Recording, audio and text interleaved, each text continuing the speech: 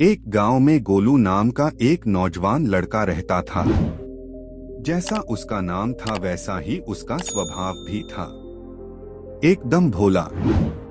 वो ज्यादा दिमाग नहीं लगाता था, जैसा उसके घर वाले और लोग उसे बोल देते वैसा ही वो कर देता, और जो उसे लगता बिना सोचे समझे लोगों के सामने वही बोल देता। गोलू के घर की आर्थिक स्थिति काफी अच्छी थी।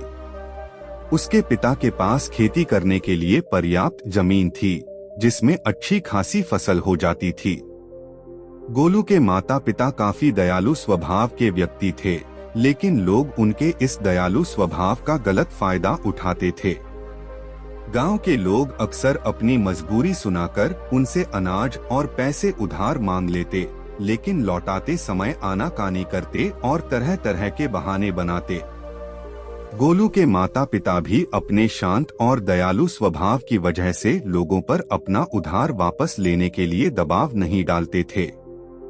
इस तरीके से दोस्तों, रिश्तेदारों और गांव वालों के बीच उनके बहुत से पैसे उधार के रूप में फंस चुके थे। इसके बावजूद अब भी अगर उनके पास कोई अपनी मजबूरी सुनाकर रोने लग जाता तो वो उसे भी धन या पैसे उधार देकर उसकी मदद कर देते। शायद अपने माता पिता की वजह से ही गोलू का स्वभाव भी इतना भोला था।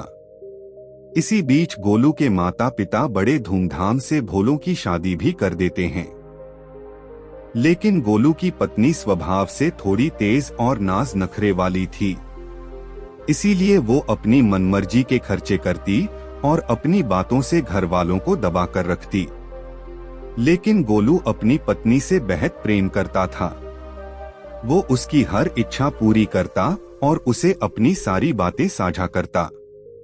इसी तरीके से कुछ साल बीत गए, लेकिन एक दिन अचानक गोलू के पिता की तबीयत खराब हो गई। उन्हें गांव के वैद्य के पास ले जाया गया, लेकिन गांव के वैद्य को उनकी बीमारी का पता नहीं चल पाया, तो फिर उन्हें नगर के बड़े बेटे के पास ले जाया गया, जहां जाकर उन्हें पता चला कि गोलू के पिता के शरीर में कर्क रोग की शुरुआत हो चुकी है। वैद्य ने गोलू की मां को बताया कि वैसे तो इस रोग का कोई इलाज नहीं है, लेकिन क्योंकि अभी रोग की शुरुआत ही है, इसीलिए अगर सही उपचार किया जाए तो संभावना है कि रोगी को बचाया जा सकता है। लेकिन इस उपचार में समय और धन दोनों की बड़ी मात्रा में जरूरत है। गोलू और गोलू के पिता को वैद्य के पास छोड़कर उसकी मां धन की व्यवस्था करने के लिए गांव वापस आ जाती है, और वह उन सभी लोगों के घर जाती है जिन्होंने पैसे उधार दे रखे थे। उनमें से कुछ लोग तो पैसा वापस कर देते हैं, लेकिन ज्यादातर लोग यहाँ वहाँ के बहाने बनाकर बात को टाल देते हैं। इसीलिए गोलू की मांग गांव के सेठ से ब्याज में पैसे लेकर शहर वापस चली आती हैं और अपने पति का इलाज शुरू करवाती है। लेकिन इलाज बहुत ही महंगा था और लंबा चल रहा था, इसीलिए साहूकार से और ज्यादा पैसे उधार लेने की बजाय गोलू और उसकी मां ने अपने कुछ खेत बेचने का निश्चय किया, और उन्होंने अपने कुछ खेत गांव के सेठ को बेच भी दिए। लेकिन इतना लंबा इलाज करवाने के बावजूद भी गोलू के पिता की तबीयत ठीक होने का नाम नहीं ले रही थी। उनके इलाज के खर्चों की वजह से लगातार गोलू के मां के गहने और उनके खेत बिकते चले गए। अब तो उनके पास नाम मात्र के ही खेत शेष रह गई थी, लेकिन दूसरी तरफ गोलू के पिता की तबीयत दिनों दिन और भी खराब होती जा रही थी। एक दिन जब गोलू बाजार से कुछ सामान लेकर जी के घर पहुंचा, तो उसने देखा कि उसकी मां उसके पिता का सिर अपनी गोद में रखकर जोर जोर से रो रही है। गोलू के पिता इस दुनिया को छोड़कर जा चुके थे। उसके पिता की मौत के बाद उसकी मां भी बहुत उदास और दुखी रहने लगी थी। साथ ही उनके परिवार में गरीबी का पहाड़ टूट पड़ा था, क्योंकि जो थोड़े बहुत खेत बचे भी थे उन्हें गोलू सही तरीके से संभाल नहीं पा रहा था। अब तक घर और खेत की सारी जिम्मेदारी उसके पिता ही संभाला करते थे, इसीलिए किसी भी काम को ठीक से नहीं कर पा रहा था। गोलू की पत्नी, जिसे मन मर्जी खर्चा करने की आदत थी, अब उसके फिजूल खर्चे भी बंद हो चुके थे। इसीलिए अब वो अपनी सास और गोलू से कुछ नहीं थी। घर में रोज छोटी छोटी बातों पर झगड़ा कर लेती, लेकिन गोलू और उसकी माँ चुपचाप उसकी बातें सुन लेती। गोलू अपने साधारण स्वभाव की वजह से अपनी सारी कमजोरियों, पिछली गलतियों और सारी बेवकूफियों के बारे में अपनी पत्नी को बता देता। बाद में पत्नी उसकी इन्हीं बेवकूफियों के बारे में बोल बोलकर उसे ताने मारती और कई बार तो अपने मायके वालों के सामने उसे जलील भी करती। गोलू को लगता था कि अगर वो अपने दोस्तों और रिश्तेदारों से अपनी मजबूरी और दुख के बारे में बात करेगा तो लोगों से उसे सहानुभूति और मदद मिलेगी, लेकिन लोग उसकी मजबूरी सुनकर उसके सामने तो उसे विचारक कहते, लेकिन बाद में उसका मजाक उड़ाते कि कैसा बेवकूफ इंसान है, इसका बाप ही बेवकूफ था और यह भी बेवकूफ है, हम इसकी मदद कैसे कर दें, ये लल्लू इंसान जैसे हमारे पैसे वापस कैसे करेगा। इसी तरह से लोग उसकी पीठ पीछे उसके बारे में तरह तरह की बातें करती और उसका मजाक बनाते हैं। लोग गोलू और उसकी माँ के सामने अच्छी अच्छी सलाह तो देते, लेकिन कोई भी असलियत में उसकी मदद करने के लिए सामने नहीं आता था। ऐसे ही एक दिन अचानक रात में गोलू की माँ के सीने में दर्द उठा और वो भी भगवान को प्यारी हो गई। इस घटना के बाद से गोलू बहुत ही उदास और परेशान रहने लगा। काम तो वह पहले से ही ठीक से नहीं कर पाता था, लेकिन अपनी माँ के जाने के बाद अब वो घर में ही उदास और दुखी होकर बड़ा रहता था। इस बात पर उसकी पत्नी उसी दिन भर ताने मारती और पड़ोसियों से उसकी बुराई करती। वह कहती जैसे इसके माँ बाप ने कम में और डरपोक थे वैसा ही ये भी है। जब गोलू को पड़ोसियों के मुंह से अपनी पत्नी के द्वारा की गई उसकी बुराई के बारे में पता चलता तो उसे बहुत गुस्सा आता और गुस्से में वे भी अपनी पत्नी की पड़ोसियों से बुराई कर देता। उनकी इस आदत की वजह से पड़ोसी अपने सामने गोलू और उसकी पत्नी का मजाक बनाते हैं और उन दोनों की एक दूसरे से चुगली भी करते, जिसकी वजह से गोलू और उसकी पत्नी के बीच झगड़े होने शुरू हो गए। एक दिन झगड़े के दौरान उसकी पत्नी घर छोड़कर अपने मायके चली गई और यह धमकी दे गई कि अब वे कभी वापस नहीं आएगी। पत्नी के जाने के बाद गोलू और भी अकेला पड़ गया और वो पूरे दिन दुखी होकर अपने भाग्य को कोसता रहता। कई बार तो उसे विचार आता कि अब आत्महत्या ही कर लेता हूँ, लेकिन फिर वह कुछ सोचकर रुक जाता। कुछ समय पहले तक जो लोग गोलू को अपना दोस्त, रिश्तेदार और पड़ोसी बताकर मीठी मीठी बातें करते और उसके पिता से सहायता मांगते थे, आज वही लोग गोलू का मजाक उड़ाते और उसे पागल कहते। अंदर से दुखी और पूरी तरह से टूट चुका गोलू बस किसी तरह से अपना जीवन काट रहा था। लेकिन एक दिन गोलू के गांव में एक बहुत ही प्रसिद्ध महात्मा आते हैं। जब गोलू को उन महात्मा के बारे में पता चलता है तो वह सीधे उनके पास जाता है और उनके चरणों में गिरकर रोने लगता है। महात्मा गोलू को उठाते हैं और उससे उसके इस असीम दुख का कारण पूछते हैं, तो गोलू अपने परिवार की सारी कहानी महात्मा जी को कहा सुनाता है। गोलू की पूरी बात को ध्यान से सुनने के बाद महात्मा उससे कहते हैं, तुम्हारे परिवार की इस हालत का कारण कोई और नहीं बल्कि तुम्हारा और तुम्हारे माता पिता का हृदय से ज्यादा सीधा होना और उन पारिवारिक बातों को दूसरों से बता देना है, जिन बातों को कभी किसी से साझा नहीं करना चाहिए। तुम्हारे सीधे स्वभाव का इलाज तो लोगों के द्वारा दिए गए धक्कों, तानों और तुम्हारी इस हालत में कर ही दिया है। लेकिन आज मैं तुम्हें उन 7 बातों के बारे में बताऊंगा जिनके बारे में तुम्हें किसी से भी बात नहीं करनी चाहिए। गोलू पूरा ध्यान लगाकर महात्मा जी की बातें सुन रहा था। महात्मा जी ने कहना शुरू किया, पहली बात जो तुम्हें किसी से नहीं बतानी वो है तुम्हारे दुख और मजबूरी। ज्यादातर लोगों के जीवन में छोटा सा दुख और मजबूरी आई नहीं कि वो इसका ढिंढोरा पीटना शुरू कर देते हैं, लेकिन क्या दूसरों को अपना दुख और मजबूरी बताने से हमें उस दुख से छुटकारा मिल जाता है? नहीं, बिल्कुल नहीं, बल्कि ऐसा करने से हम लोगों की नजरों में एक कमजोर और मजबूर व्यक्ति साबित हो जाते हैं। ज्यादातर लोग मदद तो करते नहीं, लेकिन हमारी पीठ पीछे हमारे इस मजबूरी का उपहास जरूर उठाते हैं। जरा सोचो, दूसरों से अपनी मजबूरी बताने का क्या कारण हो सकता है? या तो अपनी मजबूरी बताकर सामने वाले की सहानुभूति हासिल करना चाहते हैं, या फिर उससे किसी प्रकार की आर्थिक मदद चाहते हैं।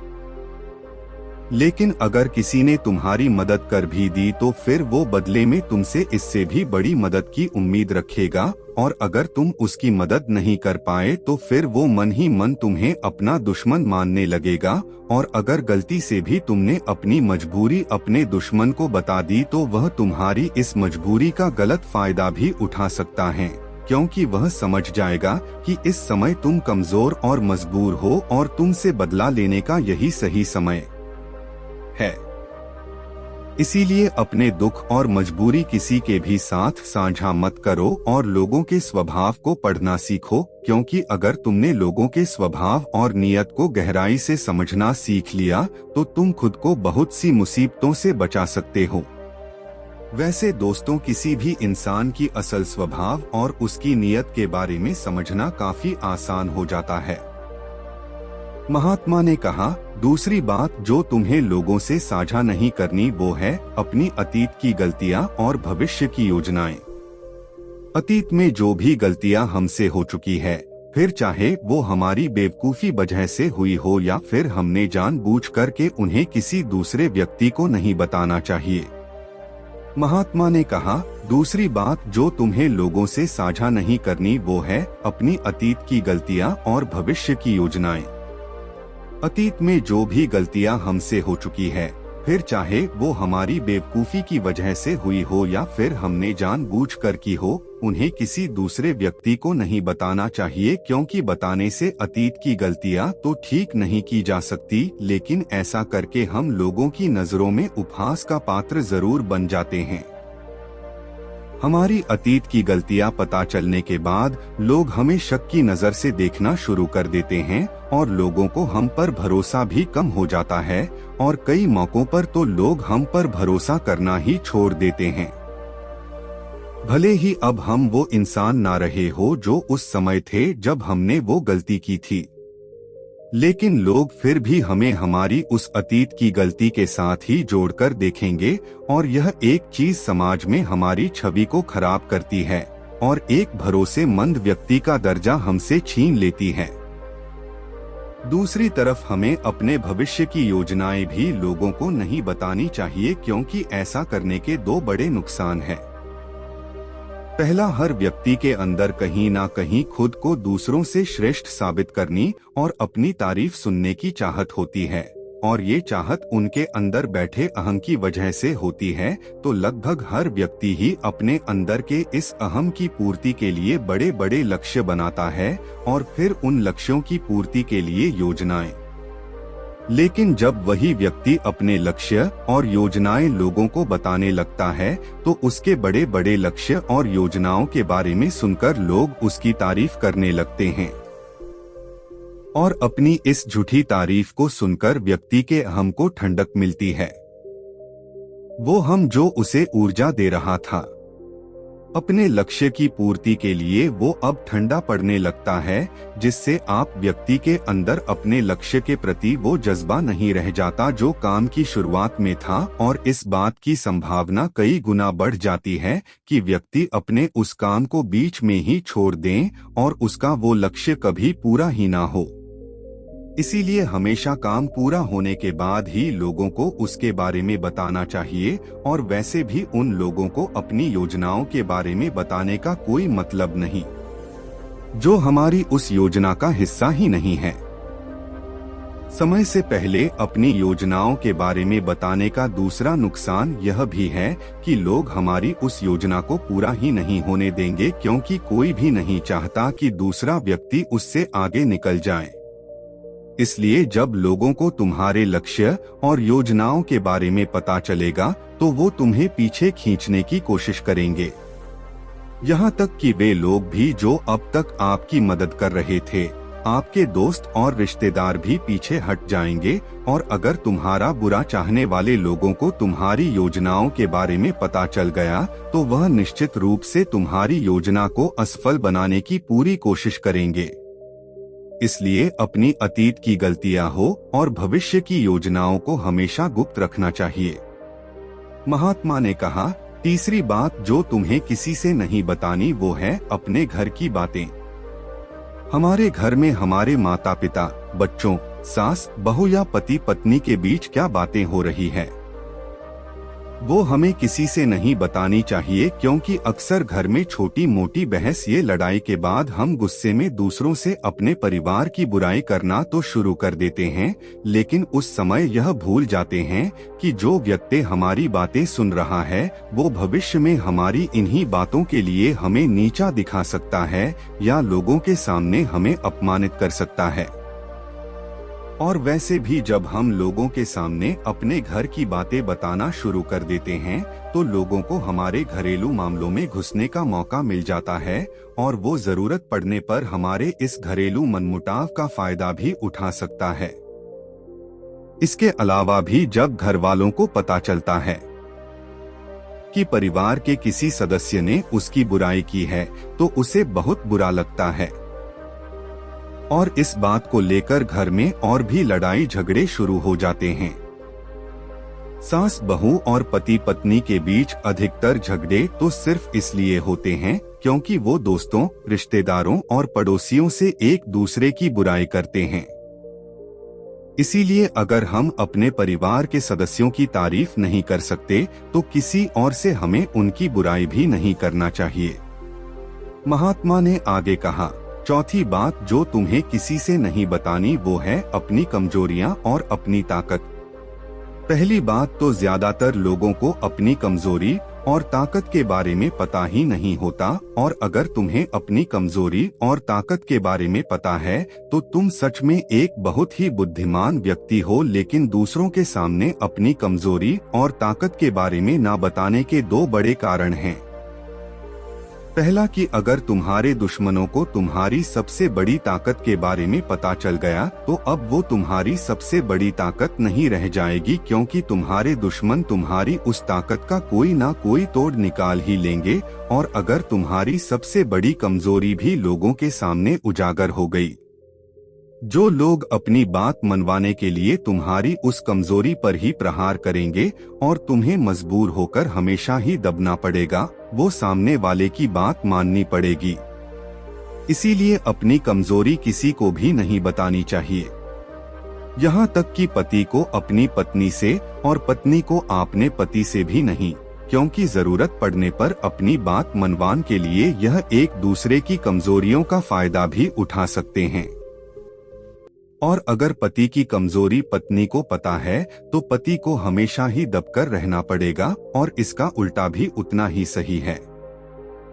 महात्मा ने आगे कहा, पंचवीं बात जो तुम्हें दूसरों से नहीं बतानी वो है अपनी आमदनी और अपने धन के बारे में। अब किसी से अपनी आमदनी के बारे में ना बताने का क्या कारण हो सकता है? तो इसके दो बड़े कारण हैं। पहला कि अगर हमारी आमदनी कम है और लोगों को इसके बारे में पता चल गया तो वो जरूरत पड़ने पर कभी भी हमारी आर्थिक मदद नहीं करेंगे और हमसे दूर भागेंगे, क्योंकि समाज में एक गरीब व्यक्ति की आर्थिक मदद करने से हर व्यक्ति डरता है। उन्हें इस बात का डर होता है कि इसकी आमदनी तो इतनी कम है, ये पैसे वापस कैसे करेगा। और साथ ही हमारी आमदनी के बारे में जानकर लोग हमारी हैसियत का अनुमान भी लगा लेते हैं और फिर हमें उसी के अनुसार इज्जत भी देते हैं, और अगर आमदनी बहुत कम है तो हमारा उपहास भी उड़ाते हैं। लेकिन दूसरी तरफ अगर आपकी आमदनी ज्यादा है और लोगों को इसके बारे में पता है तो वह छोटी सी भी जरूरत पड़ने पर आपके पास ही आर्थिक मदद मांगने आएंगे, और अगर किसी कारण बस आपने उनकी मदद नहीं की तो वो सोचेंगे कि ये व्यक्ति हमारी मदद कर सकता था लेकिन उसने जानबूझकर मदद नहीं की। तो इस तरीके से आपकी ज्यादा आमदनी आपके दोस्तों और रिश्तेदारों के साथ आपके आपसी मनमुटाव और झगड़े का कारण बनेगी। इसीलिए अगर आमदनी कम है तो लोग मजाक उड़ाएंगे और अगर ज्यादा है तो हर व्यक्ति तुमसे मदद मांगता रहेगा। इसीलिए अपने धन के बारे में बात ना करने में ही समझदारी है। और शास्त्रों में तो यहाँ तक कहा गया है कि पति को अपनी कमाई के बारे में कभी भी पूरी तरह से अपनी पत्नी को नहीं बताना चाहिए, क्योंकि अगर पत्नी को पति की कमाई के विषय में पता चल गया तो वो उसकी कमाई को अपने हिसाब से चलाने की कोशिश करेगी, उसके धन पर जरूरत से ज्यादा अपना अधिकार जताएगी और पति के तमार पर रोक लगाने का प्रयास करेगी। महात्मा ने उसे आगे कहा, छठी बात जो तुम्हें लोगों से नहीं बतानी वो है अपने अपमान के बारे में। अगर तुम्हें किसी कारण से कहीं पर भी अपमानित होना पड़ा है तो इसके बारे में कभी किसी चर्चा ना करो। अपनी पत्नी को भी ना बताओ, क्योंकि तुम्हारी पत्नी बेशक उस वक्त तुम्हारे पक्ष में बात करेगी, लेकिन बाद में बात बात पर उस अपमान का ताना देती रहेंगी। और अगर दूसरे लोगों को भी तुम्हारे उस अतीत में हुए अपमान के बारे में पता है तो वो कभी भी 4 लोगों के सामने तुम्हारे उस अपमान के बारे में बात करके तुम्हें जलील कर सकते हैं। महात्मा ने आगे कहा, 7वीं और अंतिम बात जो तुम्हें दूसरों से साझा नहीं करनी वो है अपने मित्र और अपने शत्रुओं के बारे में। हालांकि ज्यादातर लोगों को इससे कोई मतलब नहीं होता कि हमारे मित्र और शत्रु कौन है, लेकिन इस जानकारी का गलत फायदा वो लोग उठा सकते हैं जो हमारा बुरा चाहते हैं। अगर हमारे शत्रुओं को यह पता चल गया कि हमारे मित्र कौन है